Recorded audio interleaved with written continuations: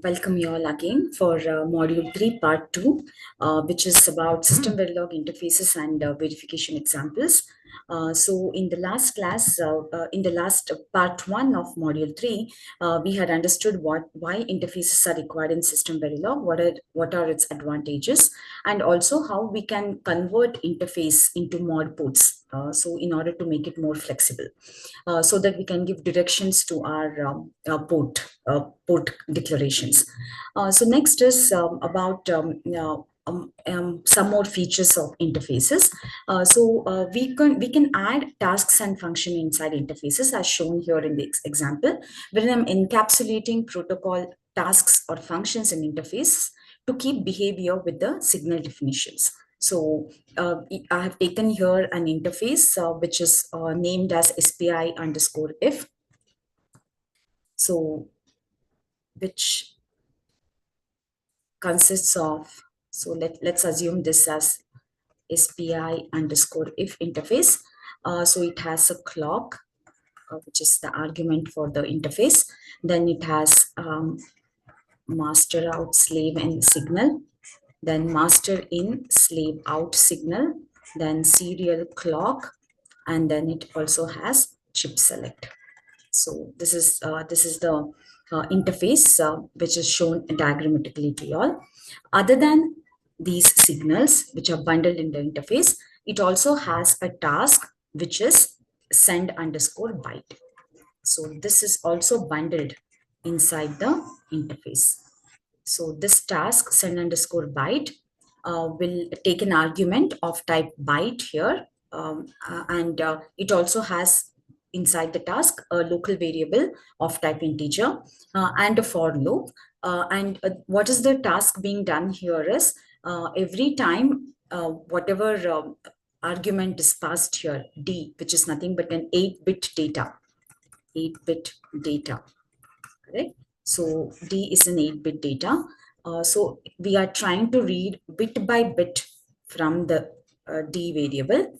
Bit by bit we are reading, and we are sending it on MOSI. So MOSI will get for the first time D of 7, then it will get D of 6, like that up to D of 0. We are writing this data bit by bit on MOSI. That is what is happening here. And whenever we are writing each bit on MOSI with the help of D, what we are also doing is we are waiting for a passage, and whenever there is a passage of the clock, this clock, whenever there is a passage of the clock, we are asserting a value 1 on serial clock. Okay, so we have serial clock. So whenever the clock goes into passage, so clock generates at every 5 time unit, it gets toggled, right? So whenever the clock goes passage, S clock is asserted a value 1, and for the next passage, for the first passage, you assert value 1 on S clock, and for the next passage, you assert value 0 on the serial clock. So serial clock will go from anything to 1, that means it goes to passage, and then for the next passage of the clock, it goes from 1 to 0, that means it undergoes a negative edge, right? So this is what we are doing. This is the procedure which happens inside the task. So writing bit by bit data from byte D onto MOSI, and then at the same time, we for every passage of the clock, asserting a value 1 on serial clock, and for the next passage of the clock, which is followed by the first clock edge from this to this, for the next passage of the clock, you assert a value 0 on S clock. This is what is the process or the task which is carried out inside send underscore byte. Okay, so this entire thing is now bundled as an interface which is named as SPI underscore if. Okay, so let us see how we can add this in our module and use it for our required application. Okay, so just see here, I have added this, I have included this SPI underscore if in this slide again. This is my entire bundle, which I've explained from the previous slide, which is being added here. Now, what I do here is, let's analyze this code starting from the test bench. So inside the test bench, which I've named as top, module top, I'm initializing the variable clock to 0 first. Logic clock is equal to 0. Then I'm toggling the clock for every 5 time units. Okay, so this generates clock like this. Okay, so this is how the clock gets generated, and this will have a time period of 10 time units. Okay, this is how it generates. Next, what we are doing is we are instantiating um, the interface.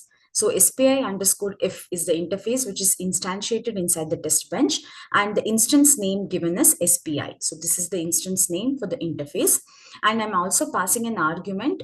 This clock is being passed as an argument. So here, input logic clock, the clock is given as an argument, which is nothing but, which is a clock which toggles for every 5 clock periods, right? Of 5 time units. That is what is happening. So you're passing that as an argument. So this entire thing is, this clock, particular clock, is sent as an argument to the interface. Okay. Next, what we are trying to do is we are instantiating SPI underscore master with instance name master. Now, what is this SPI underscore master? It's nothing but a module. So you are instantiating this module with the instance master. And what are you passing as an argument to this module? You're passing SPI. What is SPI? It's nothing but interface. So the entire bundle, which is in the form of interface, you're passing it as an argument to your SPI underscore master module. So this will get that interface bundle. Okay. Now, if you want to access clock, then all the MOSI, MISO, if you want to access all these things, SPI underscore master can access it using SPI.clock, SPI.cs, SPI.mosi, etc. Right? I'm also instantiating a module SPI underscore slave. See, this is the next module which I'm instantiating, SPI underscore slave, with the instance name slave. Okay, that's the instance. You can name this anything you want. I've named it as master here. You can name it as M also, or any name you can give, one letter or multiple letter. You can give whatever you want, but it's understandable when I make this as master and this as slave, just for the user to understand. And then I'm passing the interface again as an argument. Okay, then this test bench will execute for 200 time units. After that, it quits. Okay, it will come out.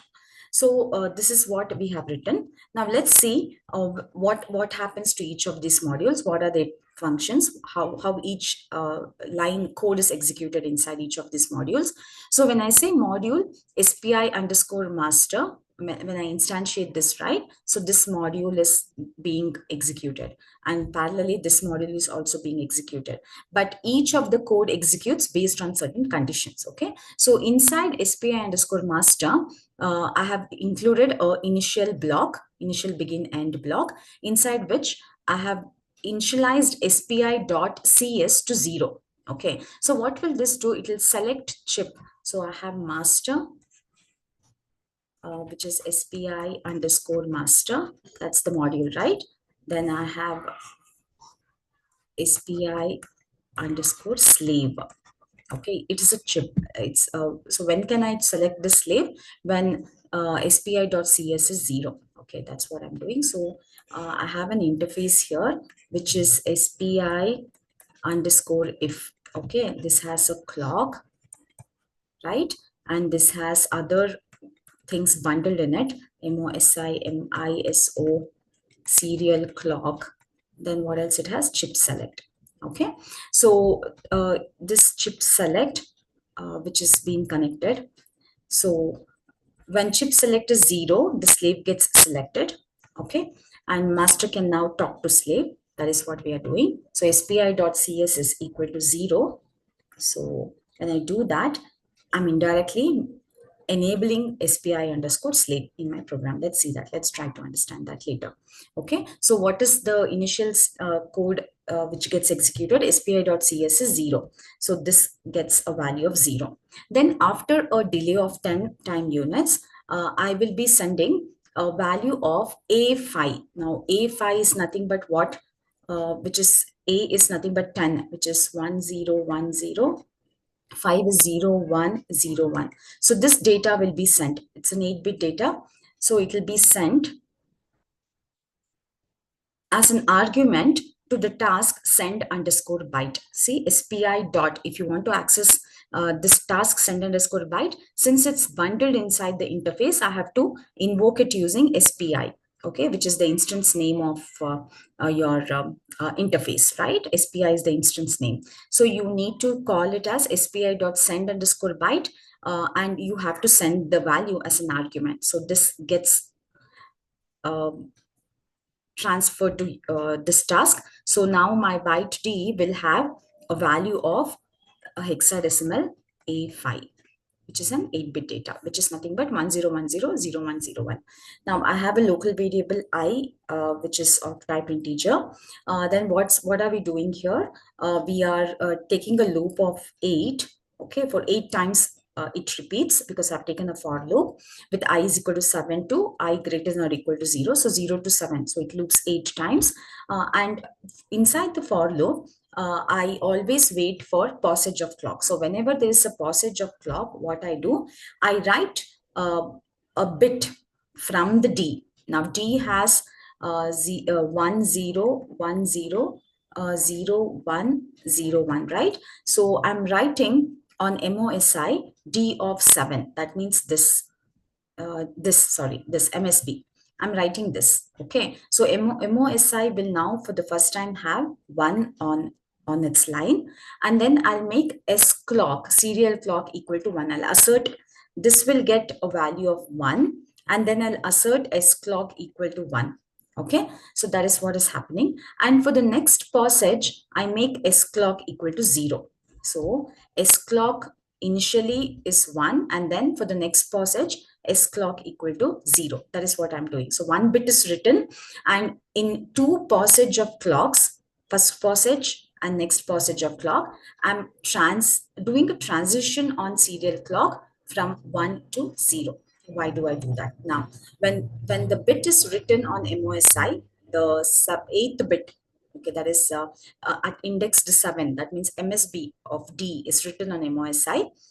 Just check what happens to the SPI underscore slave. Now, SPI underscore slave has declared a byte of name data underscore received, and it has declared it and initialized it to 0 and a local variable I, which is of integer type. What happens here is inside the SPI underscore slave module, these two are 2 modules which are running parallelly. So inside SPI underscore slave module, always will be waiting for negedge of spi.cs, negedge of spi.cs. So here, see, in this code, in your master module, spi.cs equal to 0 is done. As soon as this is done, always gets triggered, because now negedge of spi.cs will be true, right? Because it has gone to 0, changed its transition from something to 0. That means it's a negedge. So always gets triggered. So it comes inside the always block. And here I gets initialized to 7. And data received is initialized to 0. And here in the while loop, it's waiting for spi.cs to be 0. Yeah, it is 0. And it also waits for, and also one more condition should be true for while loop to go inside, that is I greater than or equal to 0. Yeah, both are true. So it comes inside the while loop, and inside the while loop it will be waiting for passage of spi.sclock. So when will this happen? When in the task, when sclock equal to 1, when this sclock becomes 1, then what happens? Immediately passage of spi.sclock becomes true. When will that happen? When sclock equal to 1 in the task. Correct? So in the task, I've made sclock equal to 1. So this becomes true, passage. Then data underscore received of I will be spi.moso. So whatever is written on MOSI, I have written now 1. Whatever is written, that will be received here. So it will get 1 here. Okay, and that gets displayed. I'm displaying that here. Okay, so then Next, what we do is pi dot, I'm echoing it back. Once I get it on MOSI, I'm echoing it back on MISO also. So I'm saying SPI dot MISO is data received. So this also gets a value 1. Just echoing it. There is nothing else here. So then it becomes I minus minus. Okay. Now S clock has become in the next stage 0. So while we'll keep waiting at next passage of SPI dot clock, it will be waiting. So this happens during the next d of I, that is d of I will now become d of 7, sorry, d of 6. So from 7, d of I becomes d of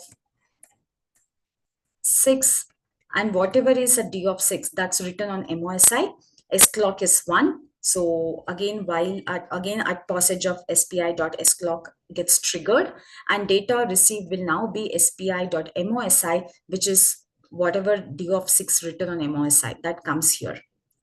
Okay, so the data gets, MOSI gets the value from D, and this gets the value, MISO gets the value from data underscore received.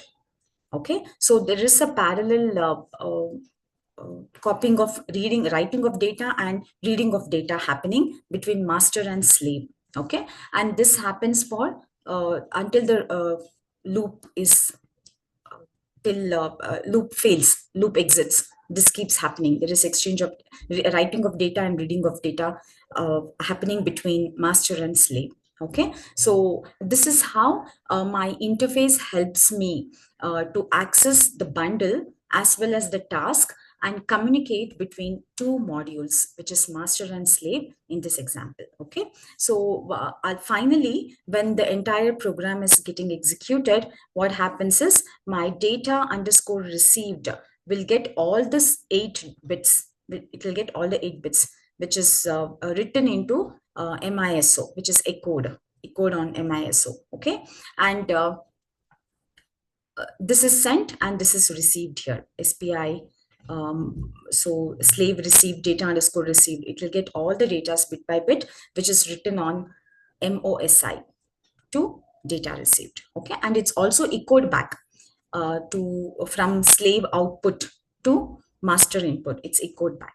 Okay, so you can just execute this code on EDA Playground and see how actually the transfer of data happens, writing and reading happens. Okay, so here I have an um, EDA Playground code which I would be interested in showing it to you all. So this is, so when I run this code, the same code I've copy pasted. You have to copy paste the same code. Select Synopsys VCS tool as your simulator and save and run the code. So when you do that, your data, your code gets executed and see all the bits one by one from master out slave in MOSI. All the bits are written on MOSI and it's received by the slave. Okay, and so 0xA5, A5, which is written by the master, is read by the slave here. And the program exits at $finish, which is 200 at 200 time unit. So this is about part 2 interface, system Verilog interface. So I'll meet you soon again for the next topic, which is part 4 of interface. Yeah, thank you very much.